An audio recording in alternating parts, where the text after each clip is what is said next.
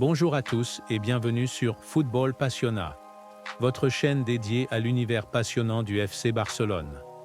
Aujourd'hui, nous allons aborder un sujet crucial qui fait beaucoup parler.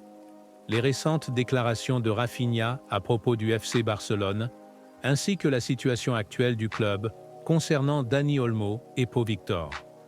Ce sujet suscite de nombreuses interrogations et soulève des enjeux majeurs pour l'avenir de Barcelone, notamment sur le plan des recrutements et de la dynamique interne de l'équipe.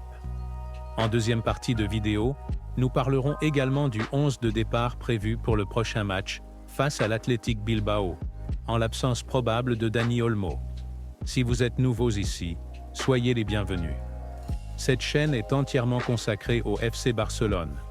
Analyse des transferts, aperçus et critiques de matchs, évaluation des performances individuelles des joueurs. Bref, tout ce qui touche de près ou de loin au club catalan. Alors, si ce contenu vous intéresse, pensez à vous abonner et à laisser un pouce bleu pour soutenir la chaîne. Votre appui est précieux et nous motive à vous offrir toujours plus de contenu de qualité. Entrons maintenant dans le vif du sujet en commençant par les déclarations de Rafinha.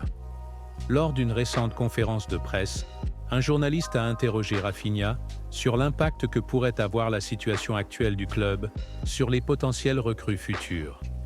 Sans langue de bois, Rafinha a répondu « Je pense que oui. Je ne peux pas dire non, sinon je vous mentirais. Si j'étais dans un autre club et que je voyais la situation de Pau Victor et Dani Olmo, je me poserais sûrement la question de savoir si je viendrais ici ou dans un autre club. » Cette réponse directe a rapidement fait le tour des médias et suscité des réactions diverses, tant au sein du club qu'auprès des supporters. Il a poursuivi en précisant « Lorsque j'ai signé au FC Barcelone, j'étais conscient de la situation financière difficile du club. J'avais conscience que jouer ici représentait un défi, mais j'ai pris la décision de venir en pleine connaissance de cause et je ne regrette rien. » Peu après cette conférence de presse, Rafinha a été aperçu en pleine discussion avec Joan Laporta sur le terrain d'entraînement. Bien que le contenu exact de leur conversation reste inconnu, il semble clair que Laporta souhaitait clarifier avec Rafinha certains points de sa déclaration, probablement dans le but de préserver l'image du club. Pourquoi cette discussion était-elle importante? Tout simplement parce que les propos de Rafinha risquent d'écorner l'attractivité du FC Barcelone aux yeux des joueurs potentiellement intéressés par une signature. Barcelone doit impérativement rester un club attractif pour attirer les meilleurs talents mondiaux, qu'il s'agisse d'Erling Haaland, Jamal Musiala ou d'autres stars montantes. Des propos comme ceux de Rafinha peuvent créer un climat de doute et dissuader certaines recrues potentielles. La situation ne se limite pas à Rafinha. Hansi Flick, un technicien respecté, a également partagé son point de vue sur les cas de Dani Olmo et Pau Victor. Il a déclaré « Je ne m'attends pas à ce que cette situation soit résolue rapidement. Cela prendra du temps. » Ces propos traduisent l'incertitude qui règne actuellement au sein du club quant à la gestion des contrats et à la capacité de Barcelone à stabiliser son effectif. Cette incertitude a également joué un rôle dans le dossier Nico Williams. Revenons 5 mois en arrière. Barcelone était en discussion avancée avec 3 joueurs cibles, à savoir Dani Olmo, Pau Victor et Nico Williams. Si Dani Olmo et Pau Victor ont accepté de rejoindre le club malgré les risques, Nico Williams et son agent ont préféré temporiser.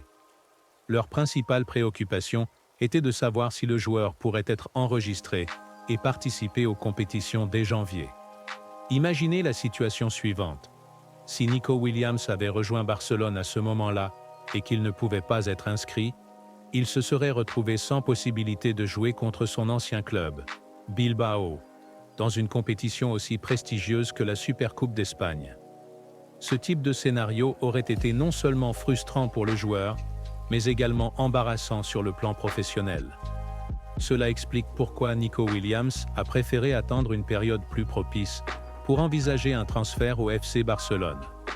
En dépit des rumeurs selon lesquelles il aurait décliné l'offre par loyauté envers l'Athletic Club, il semble évident que sa décision était avant tout motivée par une volonté de sécuriser sa carrière. Un autre point essentiel à considérer est l'impact financier d'une telle opération. Nico Williams réclame un salaire compris entre 9 et 12 millions d'euros par saison. Compte tenu des contraintes budgétaires actuelles du club, une telle dépense aurait pu créer des tensions salariales au sein de l'effectif. Des joueurs cadres comme Lewandowski, Pedri ou De Jong auraient pu exiger une revalorisation salariale, ce qui aurait compliqué davantage la gestion financière du club.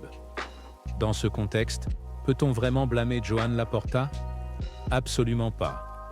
Laporta agit dans un cadre extrêmement contraint par les règles imposées par Javier Tebas et la Liga. Malgré cela, il multiplie les efforts pour rétablir la situation financière du club, notamment en concluant des accords avec des sponsors comme Nike et en exploitant les revenus des places VIP. En guise de conclusion, il est crucial de rappeler que Barcelone reste un club de légende, un symbole du beau jeu et de l'excellence footballistique. Malgré les difficultés actuelles, l'histoire a montré que le club a toujours su rebondir face à l'adversité. Nous, en tant que supporters, devons continuer à croire en cette institution et soutenir les joueurs qui, malgré les incertitudes, choisissent de porter ce maillot avec fierté. N'hésitez pas à partager vos avis dans les commentaires. Comprenez-vous la décision de Nico Williams? Pensez-vous que Joan Laporta fait du bon travail? Êtes-vous d'accord avec les propos de Rafinha, ou n'y avait-il pas de meilleure manière de dire les choses? Nous serions ravis de connaître vos opinions. Si cette vidéo vous a plu, n'oubliez pas de vous abonner et de cliquer sur le pouce bleu. Merci d'être resté avec nous jusqu'au bout.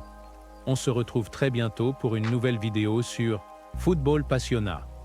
D'ici là, prenez soin de vous et vive le FC Barcelone.